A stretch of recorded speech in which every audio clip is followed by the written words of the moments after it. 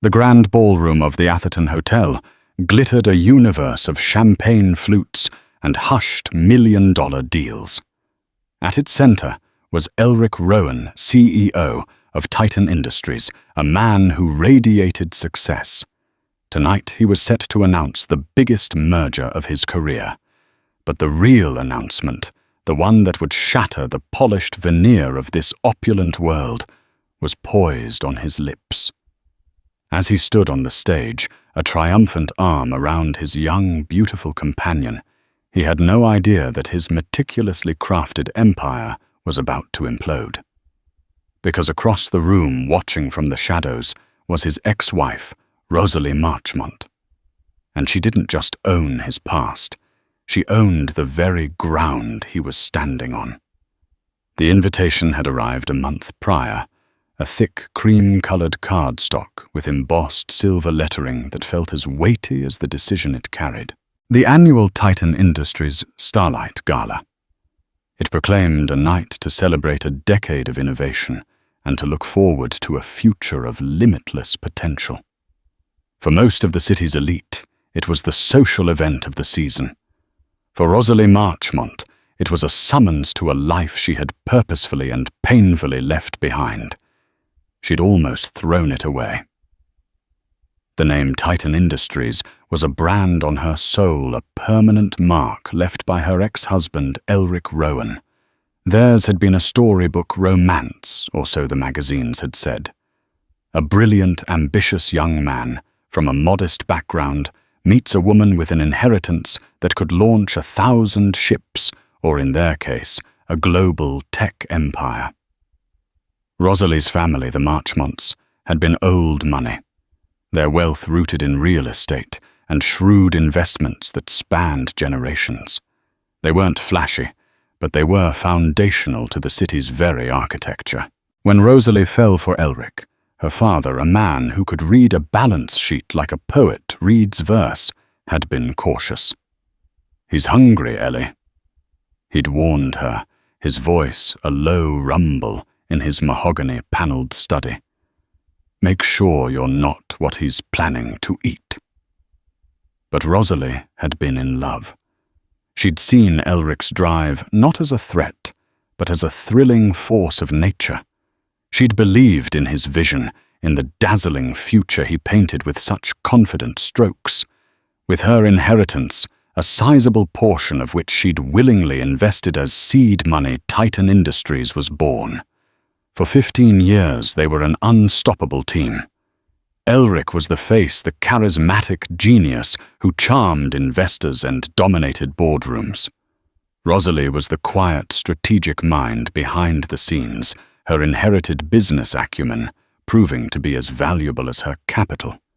She'd managed the company's real estate portfolio, acquiring properties with a foresight that had saved them millions and made them billions.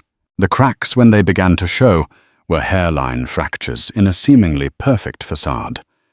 Elric's business trips grew longer, his explanations vaguer. He became dismissive of her contributions publicly, referring to her as his supportive wife, while taking sole credit for the strategies she'd helped devise. The shared laughter in their sprawling mansion overlooking the bay dwindled, replaced by a tense silence that vibrated with unspoken resentments. Then came the discovery. A misplaced phone, a series of texts that were anything but professional. The other woman was younger, of course. A raven-haired, ambitious junior marketing associate named Wednesday Prescott. She was everything Rosalie was not overtly flirtatious, brazenly ambitious and unburdened by the quiet dignity of old money. The affair had been a swift, brutal affair, a cliché that felt no less devastating for its predictability. The divorce was quiet at Rosalie's insistence. She had no desire to see their shared history splashed across the tabloids. Elric, eager to avoid a financial bloodbath that could destabilize Titan, had agreed to a generous settlement. Or so he thought. He'd given her a lump sum, a few properties he deemed secondary, and had smugly assumed he'd kept the crown jewels. What he'd overlooked in his haste to move on to his new life with Wednesday was the complex web of trusts and holding companies through which Rosalie and her family owned a significant portion of the city's most valuable commercial real estate. Among them, a portfolio that included the Atherton Hotel, the very venue for tonight's gala. It was an oversight born of arrogance, a belief that he had been the true architect of their success, and she merely the scaffolding. So here she was, standing in a secluded alcove of the grand ballroom, a ghost at her own feast. She'd chosen a deep sapphire gown, a stark contrast to the sea of glittering golds and silvers. Her honey-blonde hair was swept back in an elegant chignon, revealing the clean lines of her jaw and a pair of diamond earrings that had been her grandmother's. At 42, she was more beautiful than she had been in her youth, her face etched with a wisdom and a quiet strength that had been forged in the fires of betrayal. She watched as Elric worked the room Wednesday, clinging to his arm like a victory banner. He was in his element, a sun god dispensing warmth and light to his adoring acolytes. He hadn't aged a day, his dark hair still thick, his smile as blindingly white as ever. He was a master of performance, and tonight was his magnum opus. He was on the verge of acquiring a rival tech firm, a move that would solidify Titan's dominance for the next decade. The air was thick with anticipation, the buzz of speculation, a symphony of greed and admiration. Wednesday, in a crimson dress that left little to the imagination, was playing her part to perfection. She gazed at Elric with a doe-eyed adoration that made Rosalie's stomach churn. She was young enough to believe that his success was a reflection of her own worth, that his power was a cloak she could wrap herself in. She hadn't yet learned that Elric's love was a currency he spent only on himself. Rosalie. My God, is that you? Rosalie turned to see a familiar face, a man with a kind, weathered smile and a twinkle in his eye. It was Robert Chen, a senior partner at the law firm that had handled her family's affairs for decades. He was one of the few people who knew the true extent of her holdings. Robert, she said, her voice a little husky. I wasn't sure I'd see any friendly faces tonight. I'm surprised to see you here at all, he admitted, his gaze flicking towards Elric. Are you sure you're all right? I'm not sure, she confessed, a wry smile touching her lips. But I felt I needed to be here. To close a chapter, perhaps, or to start a new one, Robert suggested, his eyes holding hers with a knowing look. He knew about the Atherton. He'd been the one to finalize the paperwork years ago, a quiet acquisition made through a subsidiary that was so deeply buried in the Marchmont family trust that not even the most diligent of Elric's lawyers had flagged it. Before Rosalie could respond, a hush fell over the crowd. The lights dimmed, and a single spotlight illuminated the stage at the far end of the ballroom. Elric and Wednesday were making their way towards it, hand in hand. The moment had arrived. Rosalie felt a cold knot tighten in her stomach. She hadn't come here to make a scene. She had come to witness, to stand in the wreckage of her past and know that she had survived. She had come to see the culmination of the empire she had helped build, even if her name was no longer on the letterhead. But as she watched Elric step up to the podium, his face aglow with triumph, she felt a shift within her. It wasn't just about survival anymore. It was about reclamation.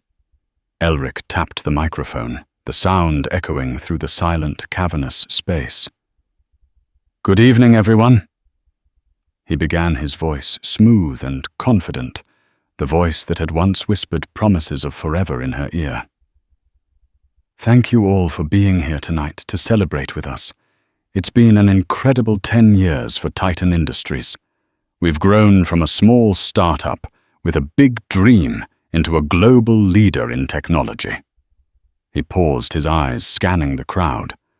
Rosalie felt a jolt as his gaze seemed to snag on hers for a fraction of a second.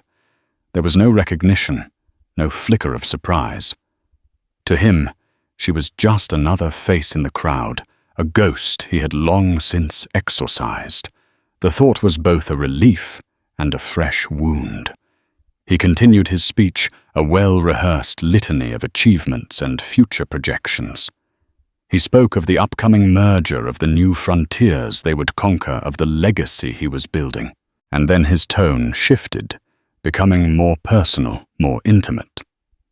"But my greatest success," he said, turning to Wednesday and taking her hand, "has not been in the boardroom. It's been in finding a partner who inspires me, who challenges me, and who makes every day a new adventure." He drew Wednesday closer, his arm circling her waist. The spotlight seemed to intensify, bathing them in an ethereal glow. The crowd leaned in their collective breath, held in anticipation. Rosalie's heart hammered against her ribs. She knew what was coming. She had played this scene in her mind 100 times, a masochistic exercise in self-torture. But the reality of it, the public spectacle of it, was a fresh hell. And so Elric continued, his voice ringing with a sincerity that was utterly false. "I wanted to share another piece of wonderful news with you all tonight. This incredible woman has made me the happiest man in the world, and she has agreed to become my wife." He lifted Wednesday's left hand, and for the first time, Rosalie saw the massive diamond that adorned her finger. A rock so large it seemed to have its own gravitational pull. He leaned in and kissed her, a long, passionate kiss designed for maximum effect. The ballroom erupted in applause, a wave of sound that crashed over Rosalie, threatening to drown her. It was a perfect cinematic moment. A CEO at the pinnacle of his success, his beautiful young fiancée by his side, a future as bright and glittering as the champagne that flowed so freely. But Rosalie Marchmont was not drowning. As she watched the man who had taken everything from her, her love, her trust, her years, bask in the adulation of the crowd, a strange bum settled over her. The hurt was still there, a dull, throbbing ache deep within her chest. But it was now overlaid with something else, something cold and hard and sharp as a shard of glass. She thought of her father's words, "Make sure you're not what he's planning to eat." For years, she had been consumed by him, by his ambition, by his needs. He had feasted on her inheritance, on her intellect, on her love, and then discarded the bones. Tonight, Elric Rowan was celebrating on what he believed was his own turf. He was standing on the stage of his own triumph in a building he had chosen for its prestige and opulence. He thought he was the master of his universe. Rosalie took a slow, deliberate sip of her champagne, the bubbles fizzing on her tongue. The applause was beginning to die down, but the celebratory buzz remained. Robert Chen was looking at her, his expression a mixture of concern and something else. Anticipation, he knew. She gave him a small, almost imperceptible nod. The chapter was not closing. A new one was indeed beginning. And Elric Rowan was about to find out that the foundation he had built his empire upon was not nearly as stable as he thought. In fact, he was standing on ground that belonged to the woman he had just erased from his history, and she was about to remind him that she owned the building. The applause finally subsided, leaving a residue of giddy excitement in the air. Elric kept Wednesday's hand held high, a triumphant gesture that milked the moment for all it was worth. He was a conductor, and this room of power brokers and socialites was his orchestra playing a symphony of his success. He looked out at the sea of faces, his smile unwavering, but his eyes were sharp, calculating. He was assessing the impact of his announcement, gauging the reactions, ensuring that this personal triumph would translate into professional capital. This was Elric's way. Every moment, every relationship was a transaction. Wednesday was radiant, her face flushed with a mixture of love and adrenaline. She whispered something in Elric's ear, and he laughed, a deep, resonant sound that carried across the ballroom. To the world, they were the ultimate power couple, a perfect blend of influence and beauty. To Rosalie, they were a meticulously crafted illusion, a public relations campaign, masquerading as a love story. Rosalie remained in her alcove, a still point in the swirling chaos of celebration. People were beginning to move again, forming small clusters to dissect the news. The merger was now a secondary topic. The engagement was the real story. She could hear snippets of conversation floating past her. Did you know they were even engaged? She's stunning, but so young. That ring must have cost more than my house. Robert Chen moved closer to her, his presence a comforting anchor. Are you ready? He asked quietly, his voice barely audible above the din. Rosalie took a deep breath, the scent of expensive perfume and wilting flowers filling her lungs. I don't know if I'll ever be ready, Robert, she admitted. But it's time. The staff is on standby, he informed her. The hotel manager, Mr. Albright, is waiting for your signal. She nodded, her gaze fixed on the stage. Elric was now being swarmed by well-wishers, a king holding court. He was accepting handshakes and backpats, his arms still possessively around Wednesday's waist. He was untouchable, invincible. Or so he believed. Rosalie's plan had not been born of vengeance, not initially. It had been a defensive measure, a way to protect herself and her assets from the fallout of their divorce.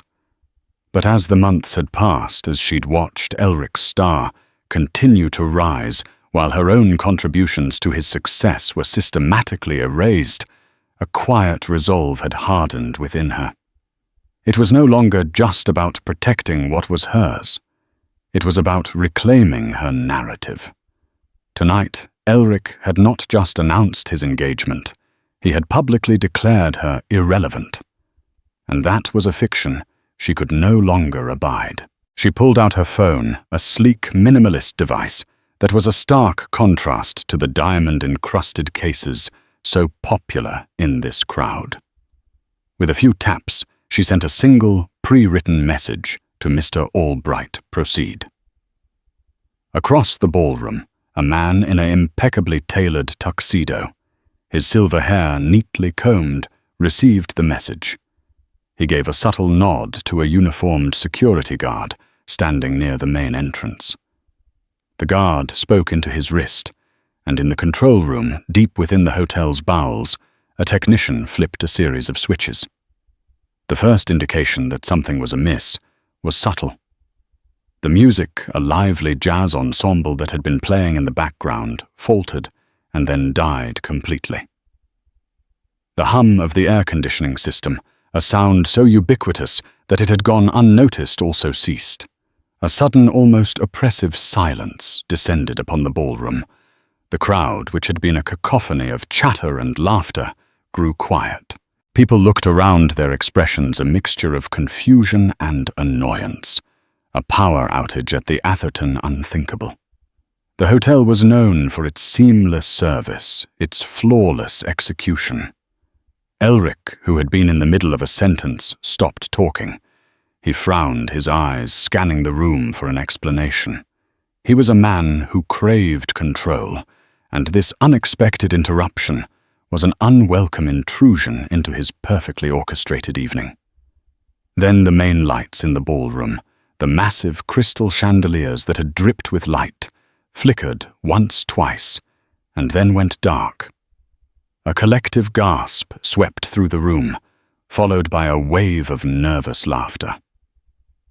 For a moment, The only light came from the emergency exit signs and the faint glow of the city skyline through the floor-to-ceiling windows.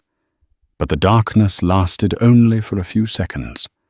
A single spotlight, the same one that had illuminated Elric and Wednesday on stage, suddenly flared to life. But it was no longer pointed at the stage. It was now aimed at a different part of the room, at a secluded alcove where a woman in a sapphire gown stood, a champagne flute held loosely in her hand. Rosalie didn't flinch. She had anticipated this moment, had rehearsed it in her mind. But the reality of 200 pairs of eyes suddenly swiveling in her direction was still a shock to the system. She could feel the weight of their collective gaze, the intensity of their curiosity. A low murmur rippled through the crowd. Who was she? What was happening? Elric's eyes, now accustomed to the dim light, found her. And this time there was a flicker of recognition. It was faint, confused, like trying to place a face from a long-forgotten dream. But it was there. He squinted his head, tilting slightly. Rosalie. It couldn't be. What was she doing here? And then a new voice filled the silence. It was calm, professional, and amplified by the hotel's integrated sound system, which had miraculously just come back to life. Ladies and gentlemen, we apologize for the momentary interruption. There is a small technical issue which we are addressing. It was Mr. Albright, the hotel manager. He was now standing on the stage at the podium Elric had just vacated. He looked composed, authoritative. However, he continued, his voice resonating with a newfound gravity. We have a brief, unscheduled announcement to make. He paused, letting the suspense build. The spotlight remained fixed on Rosalie, who stood as still as a statue. Elric was now staring at her openly, his confusion rapidly turning to suspicion. His hand tightened on Wednesday's arm, a reflexive gesture of possession. Wednesday looked from Elric to Rosalie, her brow furrowed in a pretty perplexed frown.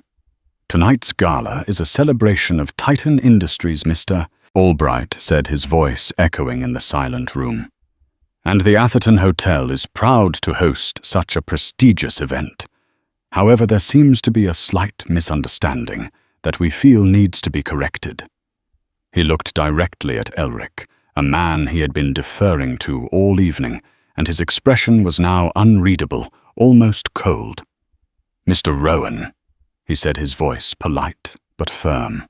While we appreciate your patronage, we feel it is important to acknowledge the true owner of this establishment, a woman whose vision and commitment to excellence have made the Atherton the landmark that it is today. The spotlight on Rosalie seemed to intensify, bathing her in a brilliant, almost celestial light. She felt like an actress on a stage, the leading lady in a drama of her own making. Mr. Albright made a sweeping gesture towards her.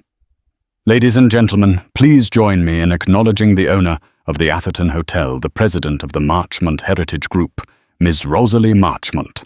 The silence that followed was absolute. It was a vacuum of void, where the air had been sucked out of the room. 200 of the city's most powerful people were frozen in a state of collective shock, and then a single sound broke the silence. A soft, incredulous laugh. It came from Wednesday. She thought it was a joke, some kind of elaborate, tasteless prank. But one look at Elric's face told her it was not. His smile was gone, replaced by a mask of disbelief. His face, which had been flushed with triumph, was now a ghastly shade of white. His eyes were locked on Rosalie, and for the first time that night, he saw her. He truly saw her, not as the ghost of his past, but as a living, breathing force that had just hijacked his reality.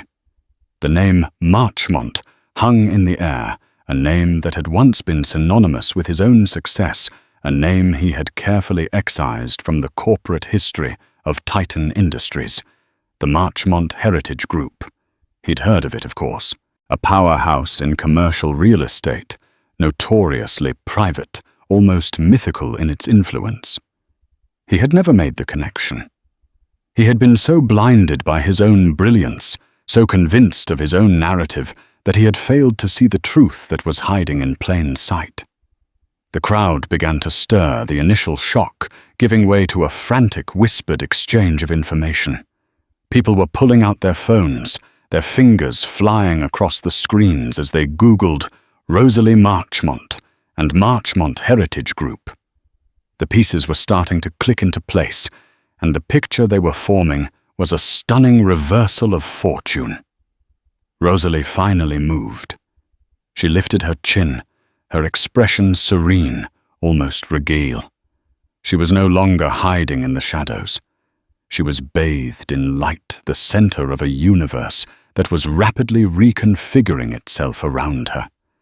She took a step forward out of the alcove and into the main base of the ballroom. The crowd parted for her as if she were royalty, their faces a mixture of awe, confusion, and dawning respect. She was no longer just Elric Rowan's ex-wife. She was Rosalie Marchmont, the woman who owned the ground beneath their feet. Her eyes met Elric's across the crowded room. The shock on his face was now curdling into a dark, impotent rage. He had been a king in his castle, only to discover that the castle belonged to the queen he had banished. Rosalie gave him a small, enigmatic smile. It was not a smile of triumph or of malice. It was a smile of quiet, unassailable power, the kind of power he had always craved, but had never truly possessed. She then turned her attention to the woman standing beside him. The woman who was wearing a ring that had been bought with money, that had its roots in the Marchmont family fortune. Wednesday's face was a mess of confusion and dawning horror. The fairy tale was crumbling around her, the handsome prince revealed to be a fool, and the castle built on a foundation of lies. Rosalie's gaze lingered on her for a moment, a silent acknowledgement of the brutal lesson she was about to learn.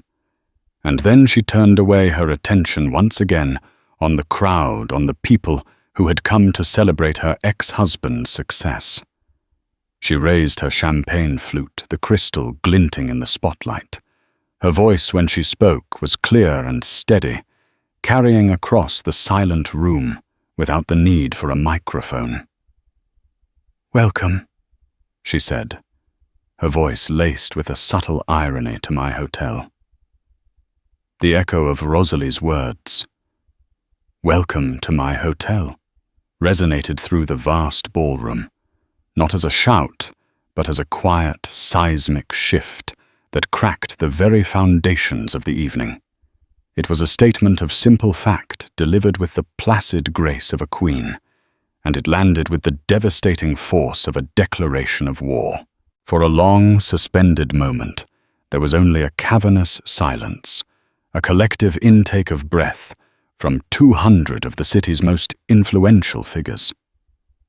Then the silence shattered. Not into applause, but into a cacophony of sound, a surge of sharp, incredulous whispers, the rustle of silk and wool as bodies shifted, turning towards each other with wide, questioning eyes. The air, once thick with champagne-fueled celebration, was now charged with the electric hum of scandal. The click and glow of smartphones being unlocked became a sound in itself, a digital wildfire as guests frantically searched for the connection between Rosalie Marchmont and the Marchmont Heritage Group. The city's elite, a class of people who prided themselves on knowing everything about everyone, were caught in a vortex of information they hadn't possessed moments before, and their hunger for it was voracious. On the stage which had been his throne of triumph, Elric stood as if flash-frozen. The spotlight felt less like a celebration and more like an accusation. His face, which had been a mask of confident charm, was now a ghastly white canvas on which disbelief and fury waged a violent war. His mind, usually sharp and several steps ahead, was struggling to catch up. Marchmont, the Marchmont Heritage Group. He knew the name, of course. A quiet, almost mythical giant in commercial real estate, notoriously private, their holdings woven into the very fabric of the city. He'd never once made the connection. He had been so consumed by his own narrative, so blinded by the brilliance of the empire he believed he had built alone, that he had failed to see the name that had been there all along, hidden in plain sight, the bedrock beneath his feet. Beside him, Wednesday made a soft, choking sound. The fairy tale had dissolved into a nightmare with terrifying speed. She looked from Elric's stunned face to the woman in sapphire, and the pieces began to click into place with sickening clarity. This wasn't a bitter ex-wife. This was a formidable power. The pitying glances she now felt from the crowd were like tiny, sharp needles against her skin. She had been the prize, the symbol of Elric's new life. Now she was just the fool, standing next to the Emperor, who had just been revealed to have no clothes. She took an involuntary half-step away from him, a small, telling gesture of self-preservation that did not go unnoticed. Rosalie, meanwhile, was the calm at the center of the storm she had unleashed. She gave a near imperceptible nod to Robert Chen, who stood by her side, a silent sentinel. Then she moved. She stepped out from the relative obscurity of her alcove and began to walk her pace, unhurried, her posture radiating a composure that was its own form of power. It was a masterful play. She wasn't fleeing the chaos. She was commanding it, forcing every eye to follow her as she advanced. The crowd, a dense sea of black tie and couture, parted for her, instinctively the way water parts for the bow of a ship. There was a new deference in their eyes, a dawning awe. She was no longer a ghost from Elric's past. She was a revelation. Her path was a direct line to the stage, a slow, deliberate march toward the man who had discarded her. With every step she took, the tension in the room coiled tighter. The air vibrated with anticipation. This was no longer a corporate announcement. It was a personal reckoning, and everyone in the room had a front-row seat. Elric watched her approach. His jaw clenched so hard a muscle pulsed in his cheek. The sight of her, so serene, so utterly in control of the situation, stoked the flames of his rage.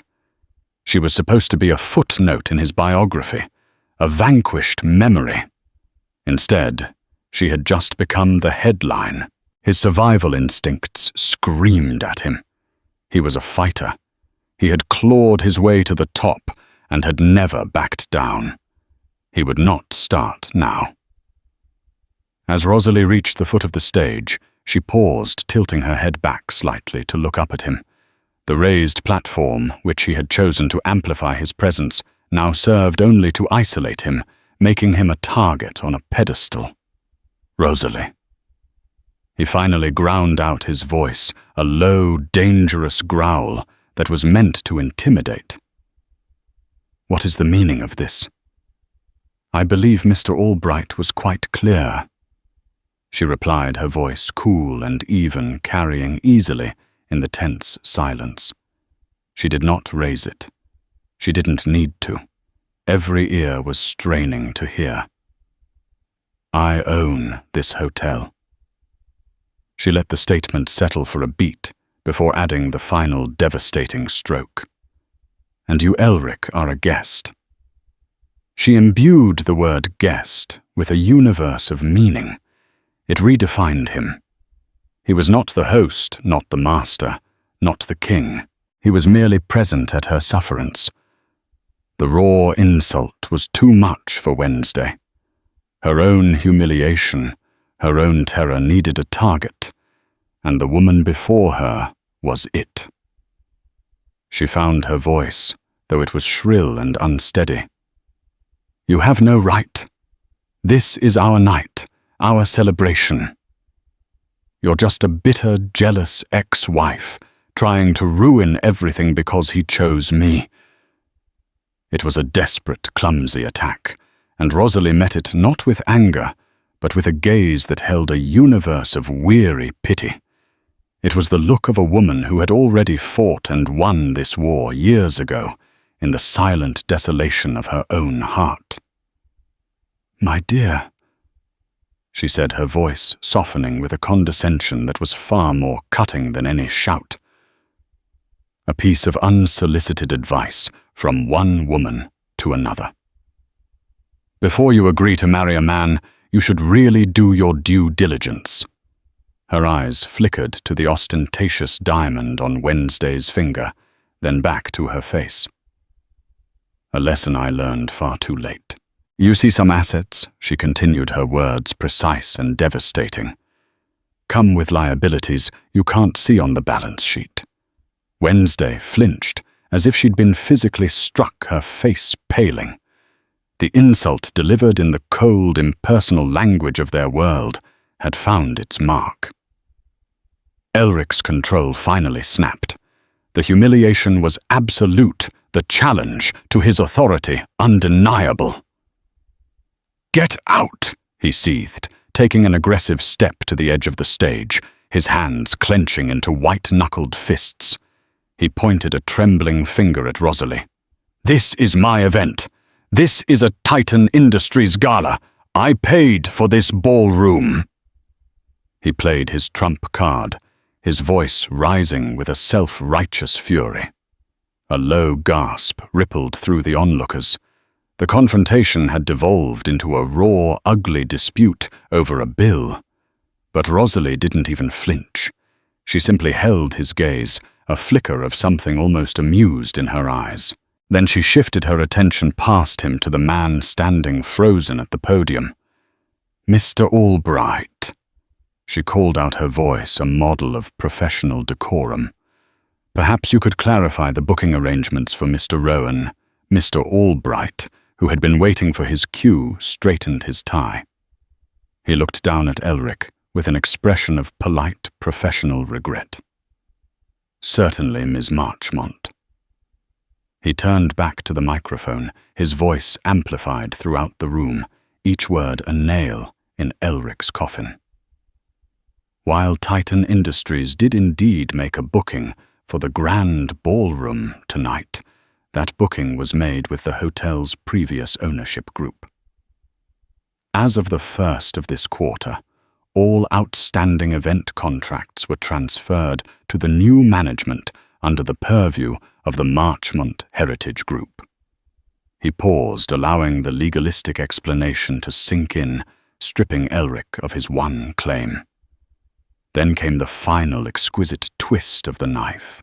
As a gesture of goodwill to a prominent member of the city's business community, he continued looking directly at Elric. "Miss Marchmont graciously instructed us to honor the event under its original terms." He lifted a folder from the podium, which I might add included a significant professional courtesy discount. A wave of stifled laughter and shocked murmurs swept the ballroom. The humiliation was now breathtaking in its completeness. Elric Rowan wasn't just a guest. He was a discount guest. He was at his own coronation on a coupon provided by the ex-wife he had tried to erase. The story was now legend. Elric's face was a thundercloud of impotent fury. He had been played out-maneuvered at every turn publicly and expertly. His rage turned inward, a venomous snarling thing in his chest. "This is not over." "Rosalie," he snarled, his voice a low hiss meant only for her. It was a promise, a threat.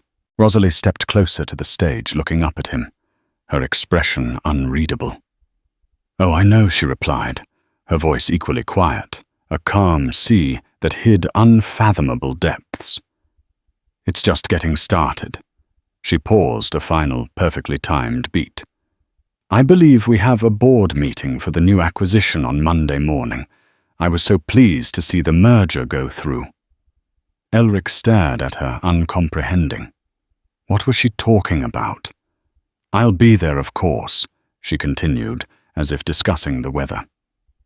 "As a major shareholder in the company you just acquired, I feel it's important I take a more active role in its future."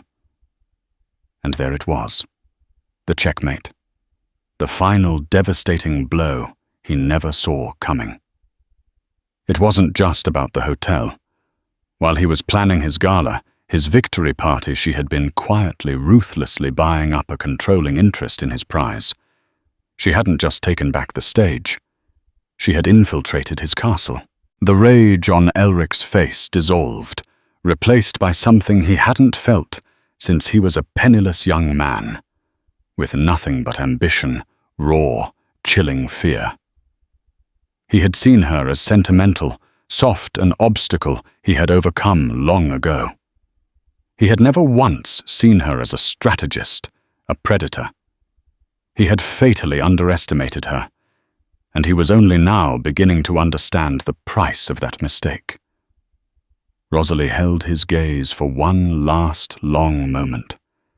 It was a look that encompassed 15 years of shared history, of love and betrayal, of pain and rebirth. It was a look of finality. Then she turned her back on him. She turned her back on the stage, on the wreckage of his life, on the woman who had replaced her, and she walked away. The crowd parted for her again, but this time the awe was mixed with a palpable fear and respect. She was not Elric Rowan's ex-wife. She was Rosalie Marchmont, and she was a force to be reckoned with. As she reached the grand archway of the ballroom, she allowed herself a brief final glance over her shoulder. The spotlight was still on the stage, illuminating Elric and Wednesday, two figures trapped and isolated in the glare of their public ruin. The triumphant applause was a distant, mocking echo. The rest of the glittering world was just shadows and whispers. She had come tonight to witness the end of a chapter. Instead, she had seized the pen and written a beginning. Her beginning. And as she stepped out of the ballroom and into the cool, quiet promise of the night, she knew with a certainty that settled deep in her bones that the story was finally hers. The morning after the Starlight Gala, Elric Rowan woke to a silence that was more damning than any accusation. The cavernous bedroom of his sterile, modernist mansion was usually filled with the low hum of market watch channels or the cheerful chatter of Wednesday making coffee. Today, there was nothing. The sun streaming through the vast, unadorned windows felt intrusive, painfully bright. He felt a throbbing behind his eyes that had nothing to do with champagne and everything to do with the utter public demolition of his world. His phone lying on the marble nightstand was a dark mirror reflecting his pale, drawn face. He dreaded touching it, knowing it was a Pandora's box of digital condemnation. When he finally did, the screen lit up with a deluge of notifications, dozens of missed calls, hundreds of unread messages, and a news alert that made his stomach clench. It was from the Wall Street Journal, the headline stark and brutal. Titan's throne, shaken Rowan's ex-wife, revealed as landlord and key shareholder in hostile power play. The story was everywhere. It wasn't just a juicy piece of gossip for the society pages. It was a lead story on every major financial news outlet. The Titan and the Ghost One popular blog had dubbed them. Another more pointedly asked Rowan's empire, built on Marchmont's foundation.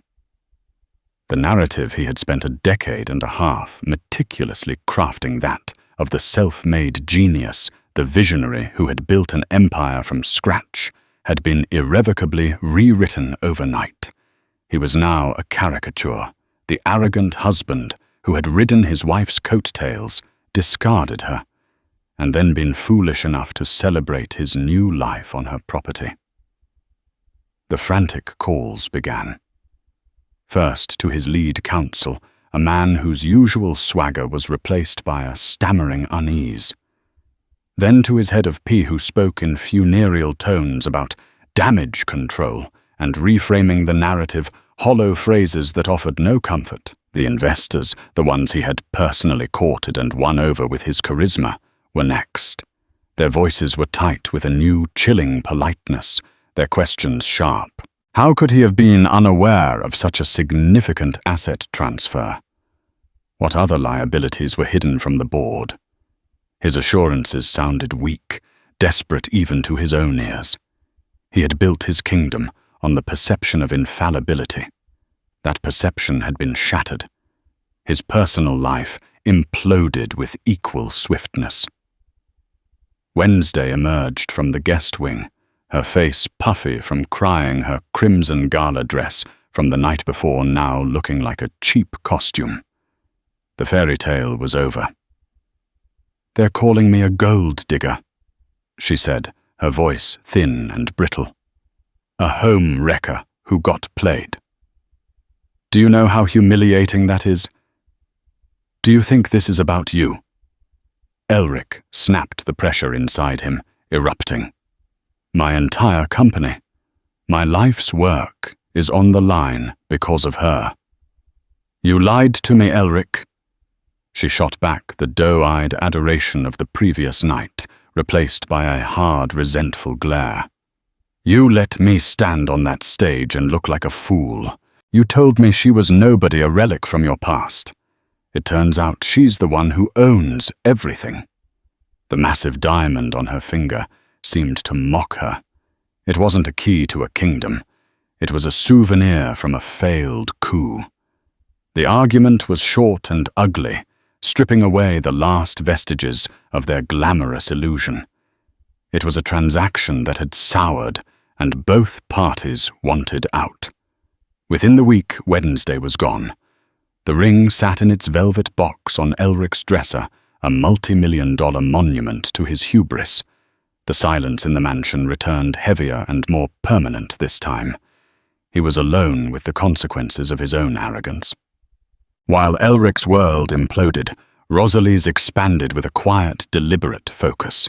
She worked not from a war room, but from the serene, book-lined study of her family's townhouse, the same room where her father had once taught her about long-term value over short-term gain. She refused all requests for interviews, letting the facts as they had been, so publicly revealed, speak for themselves. Her power was not in what she said, but in what she owned and what she was now meticulously planning to do. "He'll come to the board meeting with an army of lawyers," Robert Chen warned, looking over a stack of corporate bylaws. "He'll try to paint you as vindictive, emotionally compromised." Rosalie looked up from a set of architectural blueprints spread across the grand mahogany desk. "That's why I'm not coming with lawyers, Robert. I'm coming with a better plan." She tapped a section of the blueprints. "Elric thinks in terms of acquisitions and hostile takeovers. He sees business as a battlefield. I see it as an ecosystem. He wants to conquer. I intend to cultivate." Her preparation was relentless. For days, she and a small, trusted team of the country's top financial and logistical analysts dissected the merged companies. They found redundancies. Elric had missed opportunities he had dismissed. Her vision was holistic, integrating the Marchmont Heritage Group's real estate assets with Titan's technological prowess. It was audacious, innovative, and most importantly, undeniably profitable. She wasn't preparing for a fight. She was preparing to govern. The atmosphere in the Titan Industries boardroom on the day of the first meeting was electric with tension. The long, polished table felt like a dueling ground. The board members, a collection of pragmatic, powerful individuals, sat with stony expressions, their allegiances uncertain. They had come to witness a soap opera. They were about to decide the future of a multi-billion-dollar empire. Elric arrived, flanked by his legal team. his face set in a grim mask of defiance. He looked every inch the cornered predator ready to lash out. He spoke first, his voice tight with controlled fury. He spoke of fiduciary duty, of shareholder disruption, and launched into a thinly veiled attack on Rosalie's motives, painting her as a scorned woman, seeking personal revenge at the company's expense. Then it was Rosalie's turn. She walked to the head of the table alone, projecting an aura of calm that was more intimidating than any army of lawyers. She carried no binders of legal threats, only a slim tablet. "Gentlemen," she began, her voice even and clear, resonating with an authority that had nothing to do with volume. "Mr. Rowan is correct that our duty is to our shareholders, and that is precisely why I am here." What followed was a masterclass in corporate strategy. She did not mention her personal history with Elric. She did not speak of betrayal or humiliation. She spoke of synergy, of innovation, of sustainable growth. She presented a detailed, data-driven vision for the newly expanded Titan Industries. She showed them blueprints for new state-of-the-art tech campuses built on VHG-owned land, slashing long-term operational costs. She laid out a plan for diversifying into emerging markets, backed by VHG's international real estate holdings. And she spoke of creating a corporate culture that valued collaboration and integrity, a quiet, devastating critique of Elric's autocratic reign. She dismantled Elric's proposed strategy not with attacks, but with superior logic and more compelling numbers. The board, who had braced for a messy personal war, listened with growing fascination, then dawning respect. They saw in Rosalie not a bitter ex-wife, but a shrewd, formidable leader. They saw a future for the company that was more stable, more ambitious, and ultimately more lucrative. When she finished, the silence in the room was profound. It was the silence of a paradigm shifting. The vote was a mere formality. Rosalie's plan was adopted, and in a move that sealed Elric's fate, she was nominated and elected as the new chairwoman of the board. He was not fired. That would have been too clean, too merciful. Instead, he was neutered. He kept the title of CEO, the corner office, the extravagant salary. But his power was gone, his authority subject to the approval of the woman he had tried to destroy. He was a figurehead forced to sit in his gilded cage and execute a vision that was not his every move overseen by the board that Rosalie now commanded. He was a ghost in his own machine. In the year that followed, Rosalie's revolution was quiet but total. The culture at Titan changed. The fear-based sycophancy that had defined Elric's tenure was replaced by a new energy of innovation and collaboration. She was a constant presence, not as an overlord, but as a guiding force. Her business acumen, so long suppressed and undervalued, now flourished in the light. She was lauded in the business press as a visionary. One evening, a year after the gala, Rosalie stood in her office, the penthouse suite of the Atherton Hotel that she had claimed as the new VHG headquarters. The view of the city was breathtaking, a glittering tapestry of lights. She now saw not just as a landscape, but as a portfolio. There was a soft knock. Robert Chen entered, holding a single, long-stemmed white rose. "This was left for you at the front desk, Rosalie," he said, a knowing smile on his face. "No card." Rosalie took the rose, its petals flawless. It was not a plea for forgiveness or a declaration of love. It was a white flag, a silent, unconditional surrender from a defeated king, a final bitter acknowledgement that she had won. She placed it in a simple crystal vase on her desk, its solitary elegance a quiet testament to her victory. She hadn't needed to scream or to exact a petty public revenge. She had simply reclaimed what was hers, her history, her legacy, her name.